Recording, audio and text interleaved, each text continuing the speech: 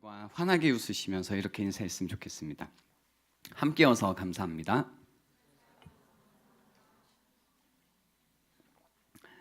오늘은 오늘은 무슨 날이죠? 어린이날입니다. 혹시 기억이 나세요? 어린이로서 축하받았던 마지막 어린이날. 여기 이제 다들 까마득한 이야기입니다. 최소한 12년 이상이 다 되셨거든요. 그죠? 굉장히 오래된 이야기지만 기억이 나실지 잘 모르겠어요. 오늘은 어린이날이자 이런 날이 많이 없는데 어린이 주일입니다. 그래서 오늘은 어린이와 관련된 본문을 준비했습니다. 그리고 제가 예전에 어린이들에게 설교할 때 했던 것처럼 해볼까? 잠깐 고민을 했는데 해볼까요? 친구들? 자, 그럼 우리 성경 이야기로 귀 쫑긋하고 한번 들어볼까요? 반대, 마음이 이제 다 늙어가지고 이러면 애들 좋아가지고 네 이런단 말이에요. 좋습니다. 알겠어요. 넘어갈게요. 죄송합니다. 사람들이 어린아이를 데리고 예수님께 왔습니다. 그것을 보고 이제 제자들이 여기는 안 된다 막 꾸짖는 거죠. 여러분께서 다 아시는 이야기입니다. 이 옛날 시골 장터 약상수처럼 애들은 가라, 애들은 가라고 하며 계속 실갱이를 벌이고 있는 장면입니다. 그래서 계속 아이들을 데리고 오고 싶어하는 사람들이 있고 제자들은 계속 여기는 애들은 오면 안 된다라고 이야기를 하고 있는 겁니다. 근데 그 장면을 보고 예수님께서 엄청 노하십니다. 근데 이 장면이 좀 특이한 게 예수님 이 성경에서 이 동사를 써가지고요 예수님이 노했다라고 한 적이 없거든요. 그러니까 어쩌면 유일하게 이렇게 예수님께서 노하신 장면입니다. 그리고 나서 뭐라고 이야기하셨냐면요, 어린아이들이 내게 오는 것을 용납하고 금하지 말라라고 하시면서 하나님의 나라가 이런 자의 것이니라 라고 하셨어요. 그리고 나서 이어서 주님이 늘 중요한 말씀을 하실 때 쓰시는 표현을 쓰십니다. 내가 진실로 너희에게 이르노니, 그리고 누구든지 하나님 나라를 어린아이와 같이 받들지 않는 자는 결단코 그곳에 들어가지 못하리라 라고 이야기를 하신 겁니다. 그러니까 이 안에 뭔가 되게 중요한 이야기가 들어있는데 이제 우리는 멍한 거죠. 그래서 한번 이제 오늘 말씀을 풀어가 보려고 하는데요. 몇 가지 궁금한 게 있습니다. 오늘 본문에서 그게 뭐냐면 제자들은 어린아이들을 데리고 오는 사람들을 향해 왜 이렇게 꾸짖었을까? 그리고 예수님께서는 그것을 보고 그냥 좋게 타이르셔도 되는데 왜 분노하셨을까?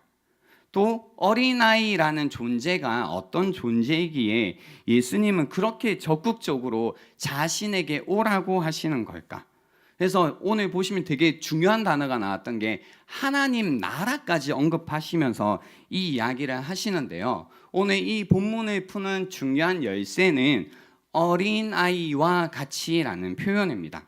어린아이와 같이라는 것은 과연 어떤 의미인가라는 거죠. 우선은 그런 의미는 아닙니다. 어린아이와 같이라고 할 때 유치하게라는 뜻은 아닙니다. 이런 사람들 있잖아요. 미안합니다 라는 말을 하지 못하고 입만 열면 다른 사람의 흠을 잡고, 또 관점의 차이라는 게 있잖아요. 보는 사람마다 관점이 다를 수 있는데 그런 관점의 차이를 받아들이지 못하고, 또 누가 무슨 이제 제안을 하기 시작하면 자신을 향한 개인적인 거부로 늘 받아들여서 어떤 마음의 갈등이나 어려움을 솔직하게 그리고 건강하게 드러내거나 풀어내지 못하는 사람들을 가리켜 우리는 어리다라고 표현합니다.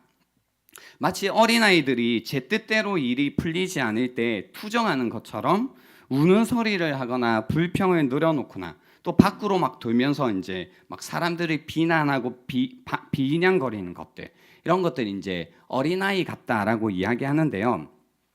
요즘에 보면 이제 많은 사람들이 몸은 굉장히 성숙했는데요, 이 정서적으로 젖먹이 수준, 어린아이 수준에 머물고 있는 사람들이 많이 있습니다.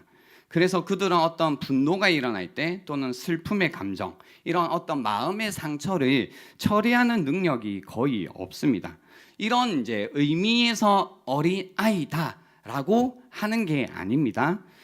오늘 예수님께서 이제 말씀하신 어린아이다라고 하는 것은요, 이제 나이대로 보면 0세부터 12세까지를 의미하겠지만 그 안에 담겨 있는 의미는 이제 helpless로 이해하시는 게 좋습니다. 그래서 무력한 존재, 스스로는 아무것도 할 수 없는 사람을 의미합니다. 그래서 어린아이 같은이라고 이야기하면 중요하지 않은 또는 약한 또는 무력한 또는 의존적인 자들을 가리킬 때 어린아이라고 표현하는 겁니다. 그래서 이제 오늘 본문에 명시되어 있지는 않지만 아마도 이제 제자들이 이제 꾸짖었던 이유는 예수님께서 이제 막 너무 유명하잖아요. 그리고 너무 바쁘신 거죠. 그러니까 어린아이들처럼 중요하지 않은 사람들에 의해서 뭔가 주님이 성가신 일이 생기는 것을 막으려고 했던 것 같아요. 별로 뭐 영양가도 없고 영향력도 없다, 중요하지 않다라고 생각한 어린아이들을 막으려고 했던 것 같습니다. 그러니까 예수님이 너 같은 사람을 상대할 수 없다라는 이런 표현이었던 걸로 보입니다.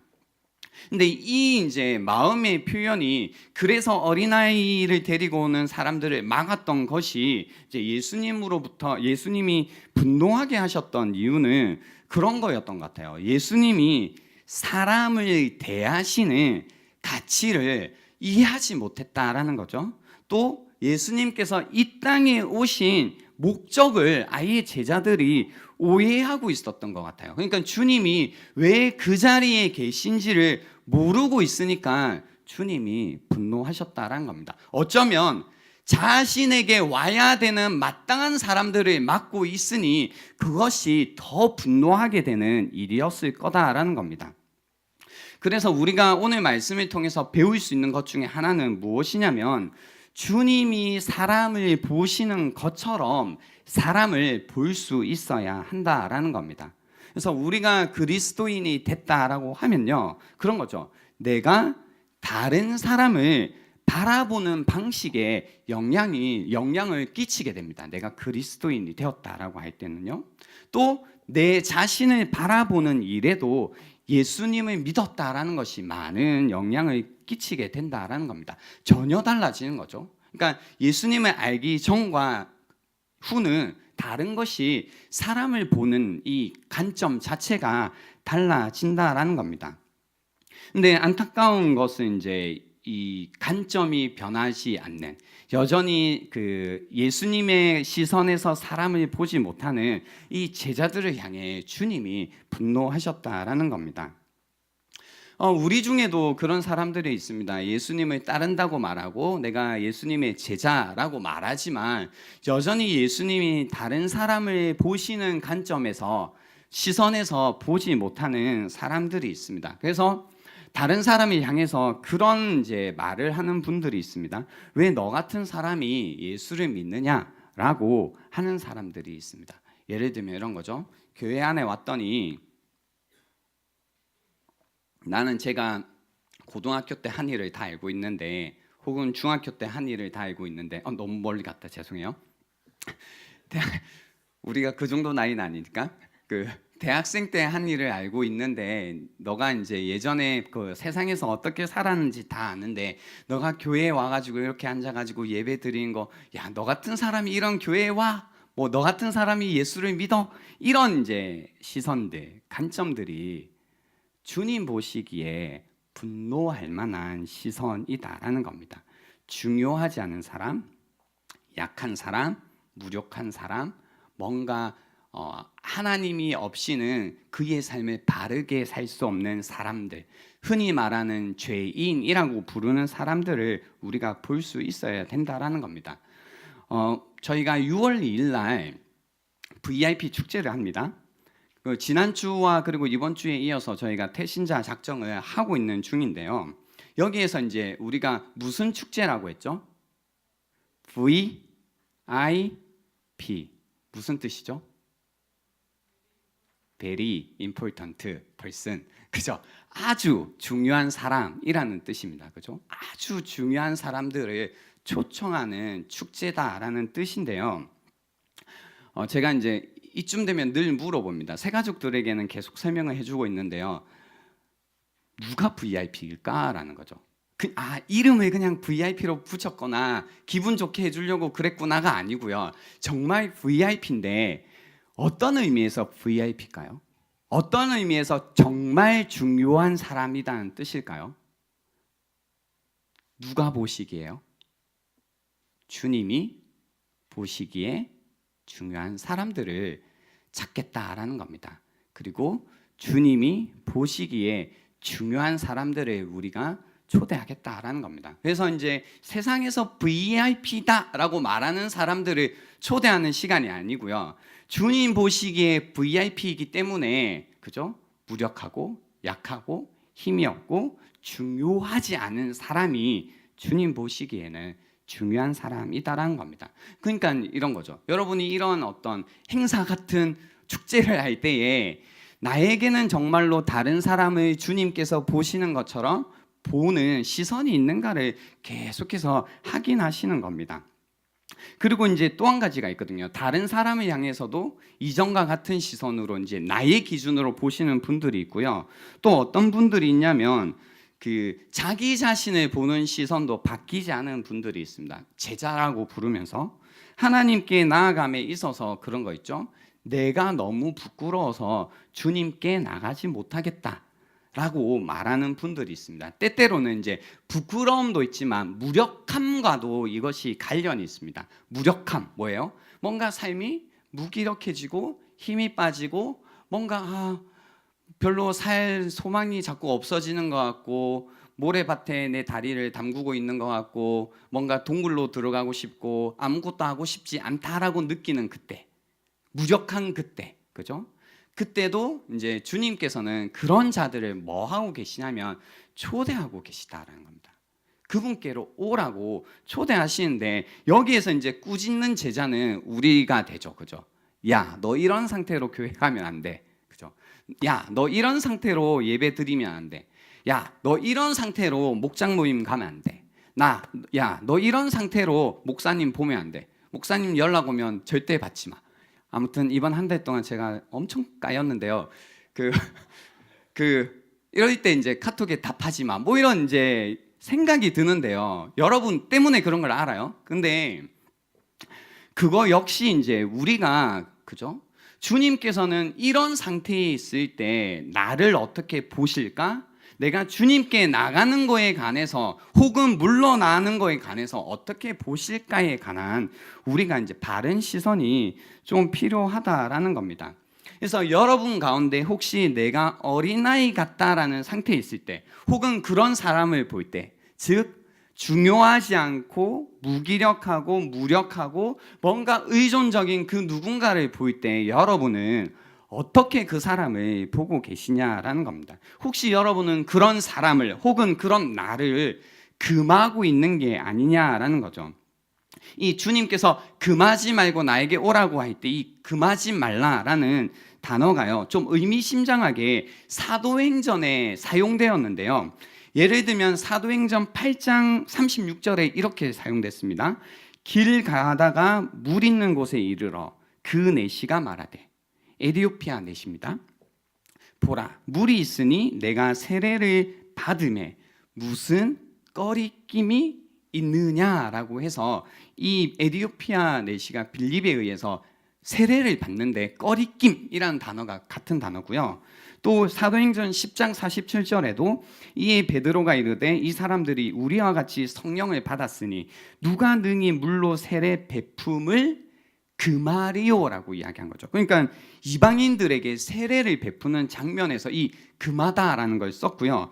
더 이제 환상적인 건 뭐냐면 사도행전 11장 17절 말씀인데요. 이 말씀입니다.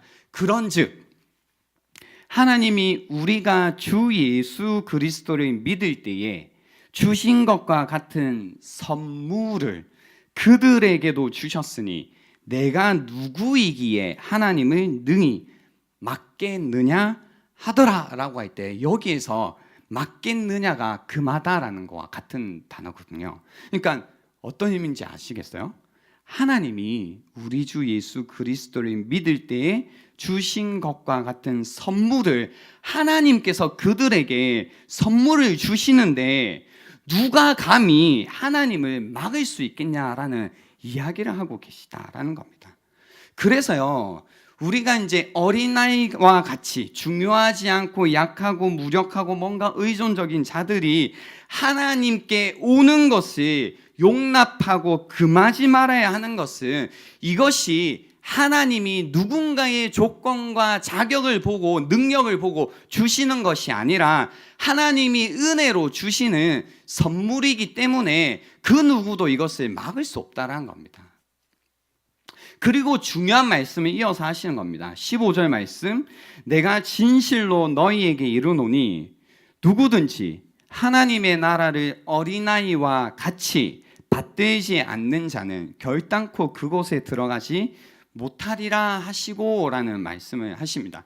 정말 중요한 말씀이죠. 내가 진실로 너희에게 이르노니 하는 순간 이제 그죠? 우리 에너지를 다 쏟아가지고 무슨 말씀이시지? 귀를 기울여야 되잖아요. 귀 쫑긋.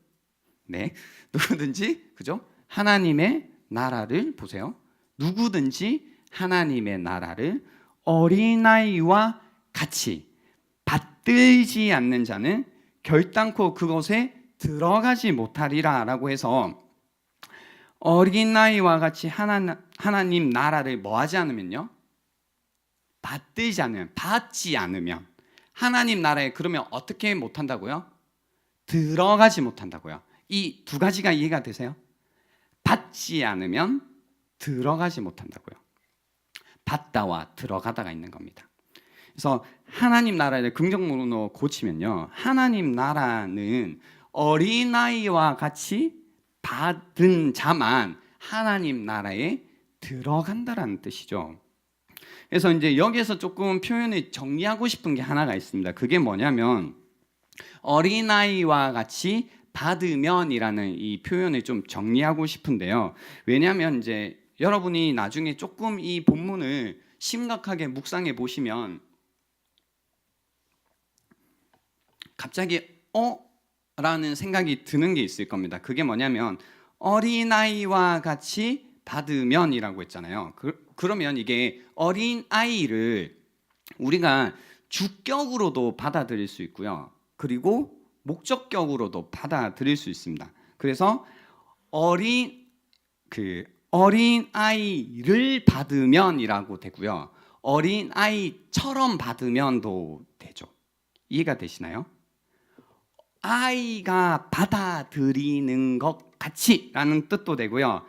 아이를 받아들이는 것 같이도 된다고요. 넘어가요. 예, 이 시간에 그죠? 그래서 오늘 맥락에서는 그 본문에서는 어떤 의미냐면 어린아이가 무언가를 받아들이는 것 가치로 주격으로 이해하시면 된다라는 겁니다. 됐나요? 예, 정리를 일단 하고요. 그래서 오늘 본문에 이제 어린아이와 같은 상태에서 이 뭔가 어린아이와 같은 상태라는 건 뭐죠? 이제 약하고 무력하고 힘이 없고 중요하지 않고 뭔가 이제 뭐 그런 상태에서 보이는 태도를 이야기하고 있는 겁니다. 어떤 태도를 보일 것이냐, 하나님 나라에 관해서 우리가 어떤 태도를 보여야 되냐라고 할 때 어린아이와 같은 상태에서 하나님 나라를 받아들여야 된다라는 겁니다. 그래서요, 그 14절에 하나님 나라가 이런 자의 것이니라 라고 하셨던 것처럼 보세요. 하나님 나라는 이런 자의 것이야. 이런 어린아이와 같은 자들의 것이야. 무엇이요? 하나님의 나라가라고 하셨잖아요. 근데 이거 우리가 어디서 들은 말씀입니다. 어디서 들어보셨죠? 마태복음 5장 3절에서 들어보셨죠? 팔복 중에 첫 번째 복 기억나시나요? 뭐였죠?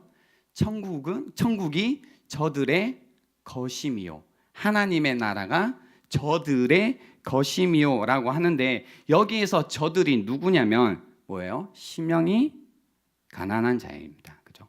심령이 가난한 자는 복이 있나니 천국이 저들의 것임이요 라고 주님이 이미 이야기하신 이 말씀이 요 구절을 볼 때에 이렇게 메아리 쳐온다라는 겁니다. 그래서요, 완전하게 이런 의미죠. 완전하게 어떤 자기 자신의 무능력함을 깨달은 사람, 나라는 사람의 어떤 무가치함을 느끼는 사람, 그리고 자기 자신에 대해서 완전히 절망하고 있는 사람, 그래서 오로지 하나님만을 절대적으로 신뢰하고 그 하나님만을 의존하는 사람의 태도를 이야기하고 있는 겁니다. 자기 혼자로는 모든 것이 불가능하지만 하나님께 의존한다면 모든 것이 가능해진다라는 사실을 확실하게 믿고 받아들이는 사람의 태도를 지금 여기에서는 어린아이와 같이 하나님 나라를 받아들인다라는 의미입니다. 여러분, 이 의미가 좀 이해가 되십니까? 내가 심령이 가난한 자가 되어 하나님 나라를 받는 것처럼 내가 어린아이 같이 하나님 나라를 받는데요. 근데 이 어린아이가 무력하고 약하고 완전히 자신의 어떤 상태의 무가치함을 느끼고 있고 절망하고 있는 상태, 완전히 심령이 가난한 상태로서 하나님 나라를 받는데요. 제가 궁금한 게 있는데요. 뭐냐면 여러분은 이런 상태에서 무언가를 받아보신 적이 있으세요? 근래에요? 내가 나 정말로 1도 못하겠다. 그래서 너가 100으로 나를 도와줘야겠다. 뭐 이런 감정을 느껴보신 적이 있어요? 와, 나는 이거 하나도 없다. 그래서 나 완전 거지야. 그래서 너가 이거 다 해줘야만 난 할 수 있어. 난 살 수 있어. 라는 이런 감정을 느껴보신 적이 있으세요? 뭐 고개로 얘기를 해주시든 네, 있으세요? 아마 없으실 수도 있고요. 누군가는 있으시겠지만, 그러니까 이런 어린아이와 같이라는 게 이제 우리가 잘 이해가 되지 않는 게, 우리가 이런 상태에 잘 안 처해져 있거든요. 우리가 이런 상태에 잘 안 처해 보니까 주님이 이런 거 어린아이와 같이 하나님 나라를 받아야 돼라고 할 때 감이 안 오는 겁니다. 그래서 뭐 어떻게 하라는 거지? 귀엽게 하라는 건가? 뭐 이런 생각밖에 안 드는 거죠. 제가 이 말씀 이제 묵상하고 있다가요, 이번 주에 어떤 사람을 만났습니다. 점심이었죠.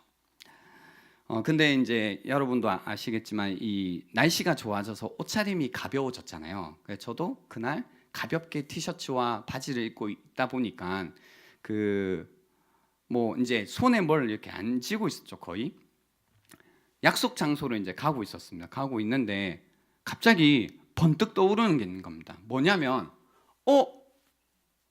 나 지갑을 두고 온 것 같아. 그러니까 거의 약속 장소가 다 왔는데 갑자기 떠오른 거예요. 이제 옷차림이 가볍다 보니까 저 카드를, 이제 카드 지갑을 서랍에 넣어뒀었는데 그걸 가지고 나왔어야 되는데 두고 나온 겁니다. 그래서 저는 현금이 없거든요. 아무튼 돈이 없는 거예요. 근데 만나야 되잖아요. 근데 그때 심정이 가난해지더라고요. 어떡하지? 그러니까 걱정이 엄청 되는 거예요. 이제 어떡하지? 뭐 모르겠어요. 이제 뭐 초등학생이면 그죠? 뭐 사주 뭐 이렇게는 하겠는데 이게 그죠? 목사님인데 그죠? 뭔가 뭐 민망한 거예요. 아무튼 그래서 와, 어떡하지? 진짜 막 그런 거예요. 이거 어떡하지? 이거 어떡하지?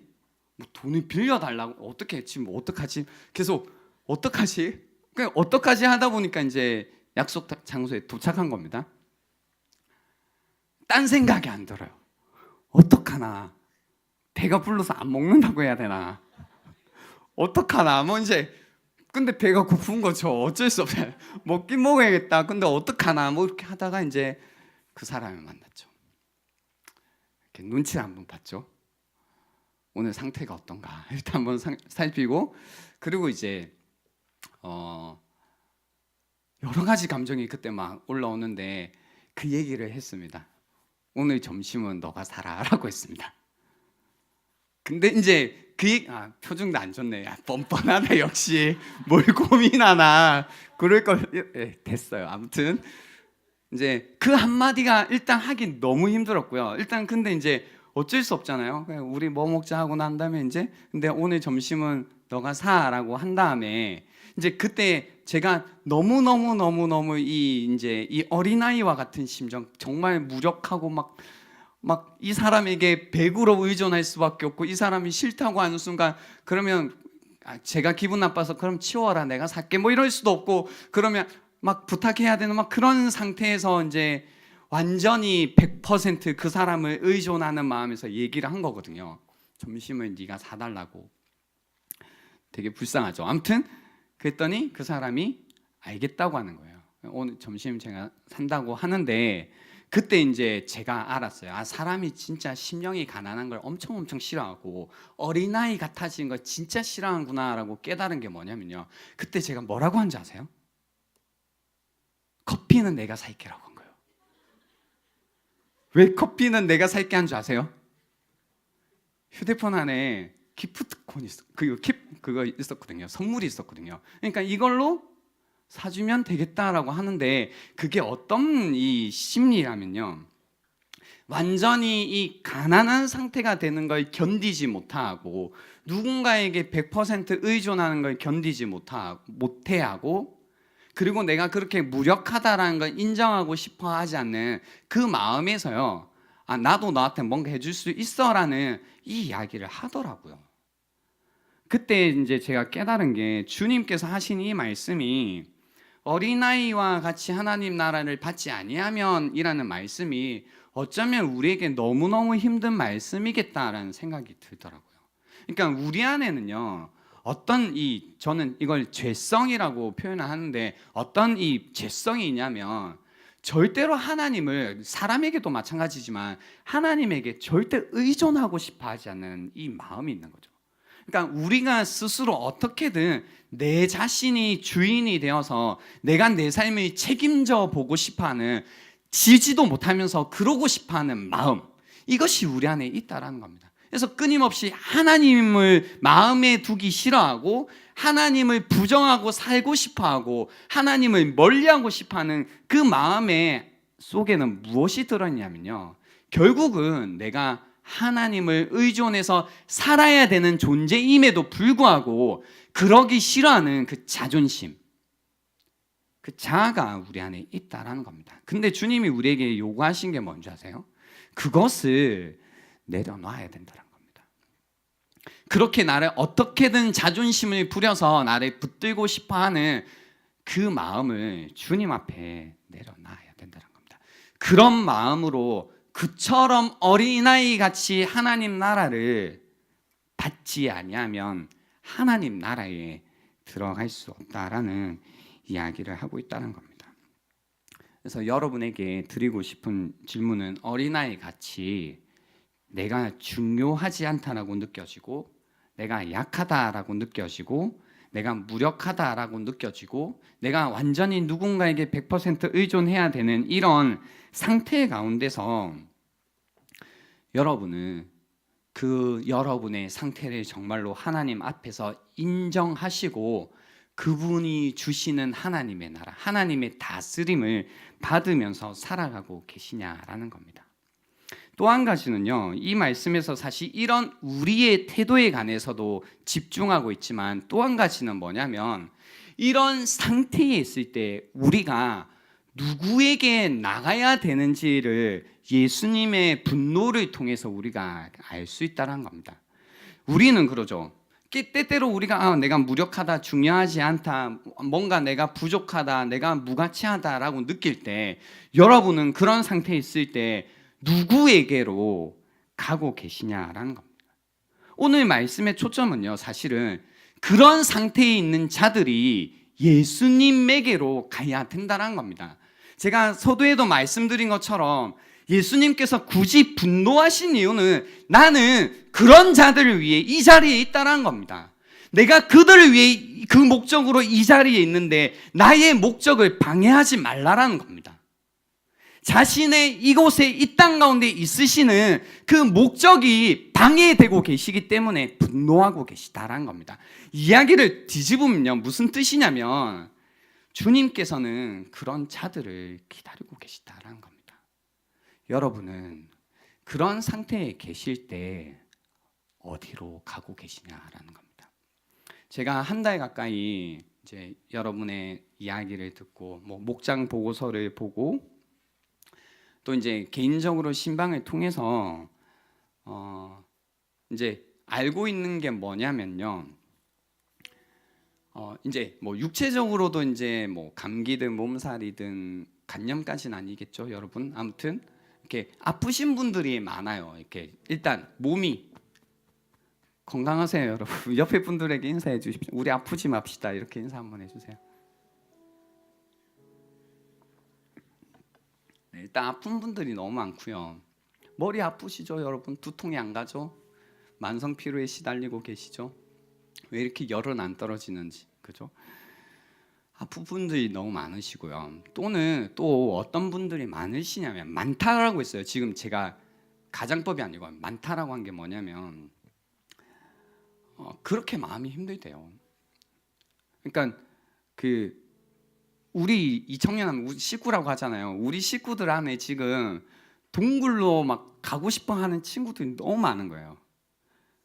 왜냐하면 그곳이 안전하다라고 느끼고 나의 어떤 알 수 없는 어떤 마음의 상처를 뭔가 이렇게 보듬을 수 있지 않을까라고 하는 그 어떤 동굴, 나만의 동굴로 막 진짜 뛰어가기 직전인 분들도 계시고 어떤 분들은 벌써 갔다가 오시고 막 하셨는데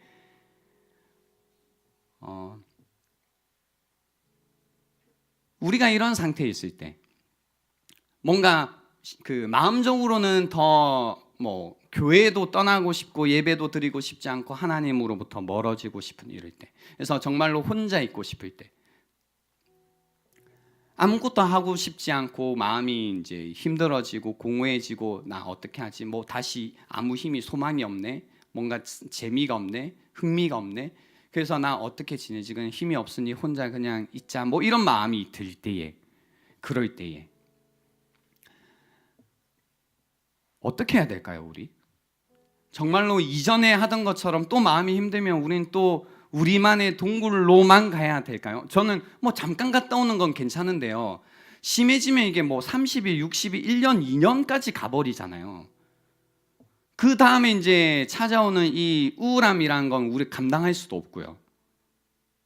그리고 그걸 회복하는데 너무나 오랜 시간이 걸리기 때문에 그러고 나면 한 3, 4년 가까이 이제 나의 이 젊음이라는 시기를 그냥 그 동굴 속에 써버려야 되는 그런 건데, 정죄하는 느낌이 아니에요. 안타깝다는 얘기예요. 그렇게밖에 안 되는 건데, 그리고 이제 겨우 이 동굴에서 빠져나와가지고 이제 좀 살아볼까 했는데 또 이런 마음이 찾아오고 힘들고 할 때에 우리는 또 동굴로 가야 되는가? 우리는 또 숨어버려야 되는가? 우리는 또 혼자여야 되는가라는 거죠. 저는 사실 이 문제를 거의 한 달 가까이 지금 이야기를 듣고 느끼고 저에게도 그런 마음이 들면서 계속 이제 고민을 하는 겁니다. 주님, 이런 마음이 들 때는, 이런 상태에 있을 때는, 이런 어린아이와 같은 상태에 있을 때는 우리 어떻게 해야 돼요? 그리고 그런 친구들이 있는데, 그런 청년들이 있는데 뭐라고 이야기를 해줘야 돼요? 한 가지는 분명해요. 하나님, 우리 힘으로는 못하겠어요. 우리한테 힘내라고는 하지 마세요. 그건 못하겠어요. 힘낼 수가 없어요. 힘이 없어서 그런 거니까. 이럴 때 어떻게 해야 돼요? 라고 묻고 묻는 가운데 주님이 우리에게 하시는 얘기는 힘을 내고 이런 게 아니라 어린아이 같이 그런 상태에 있을 때 주님께로 오라는 겁니다. 그런 상태에서 힘들어하고 어려워하는 자들을 위해서 주님께서 이 땅에 오셨다라는 겁니다. 그들을 위해서 주님께서 죽으셨다라는 겁니다. 그들을 위해서 그들에게 생명을 주시기 위해 힘을 주시기 위해, 능력을 주시기 위해, 소망을 주시기 위해, 꿈을 주시기 위해 이 땅에 오셨다라는 겁니다. 그래서 그 주님께로 나오라는 겁니다. 그럴 때 주님께서 우리에게 약속하시는 거는 16절의 말씀이라는 겁니다. 그 어린아이들을 안고 그들 위에 안수하시고 축복하시니라. 우리가 이 주님께로 나아가면 주님께서 다시 그 품으로 우리를 안아주시고 우리에게 안수해 주시고 치료해 주시고 다시 우리의 삶을 축복해 주실 거다라는 겁니다. 우리의 힘이 정말로 끝났다면 주님 앞에 주님 나 끝났습니다. 이제 못하겠습니다. 라고 고백을 하고 주님만이 나의 소망입니다. 주님만이 나의 힘입니다. 주님만이 나의 전부입니다. 라고 우리 고백하며 주님께로 나아갈 수 있는 이 시간이 될 수 있으면 좋겠습니다. 그래서 어린아이 같이 하나님 나라를 받고 다시 하나님 나라 그 주님의 품으로 들어갈 수 있는 이 시간이 될 수 있으면 좋겠습니다. 시간을 드리겠습니다. 오늘 들었던 말씀을 한번 묵상해 보시면서 특히 어린아이와 같은 상태에 있는 분들이 계시다면 오늘 말씀이 우리에게 주시는 말씀에 다시 한번 반응해 볼 수 있는 시간이 되면 좋겠습니다.